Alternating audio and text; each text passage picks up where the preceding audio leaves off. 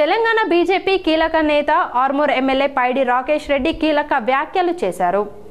ఆదివారం ఆర్మూర్ ఎమ్మెల్యే పైడి రాకేష్ రెడ్డి మీడియాతో మాట్లాడుతూ తెలంగాణలో కూడా బీహార్ మాదిరి అధికారంలోకి వచ్చే అవకాశాలు చాలా మెండుగా ఉన్నాయని అన్నారు. కలిసికట్టుగా పనిచేసి అధికారంలోకి తీసుకొద్దామని పిలుపునిచ్చారు. కొందరు బీజేపీ నేతలు టెస్ట్ మ్యాచ్లు ఆడుతున్నారు. అలాంటి వారు ఇకనైనా ఫార్మాట్ మార్చాలి, టెస్ట్ మ్యాచ్లు వద్దని T20 మ్యాచ్లు ఆడుదామని చెప్పారు. రాష్ట్ర నేతలు నా సూచనలను మరోలా తీసుకోవద్దని సూచించారు. కాగా గతంలోనూ జూబ్లీహిల్స్ ఉప ఎన్నికల ఫలితాల వేళ రాకేష్ రెడ్డి సంచలన వ్యాఖ్యలు చేసిన విషయం తెలిసిందే.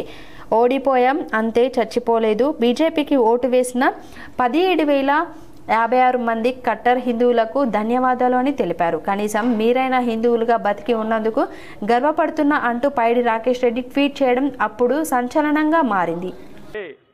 నెలకు 2,500 ఇస్తున్న మహాలక్ష్మి 24 నుంచి 60,000 ఇచ్చినాక మాట్లాడు.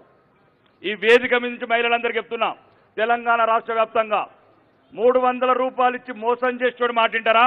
60,000 రూపాయలు ఎగ్గొట్టినోడిని భర్తారా? వృద్ధులు, మహిళలు అందరూ 4,000 పెన్షన్ ఇస్తున్నాడు.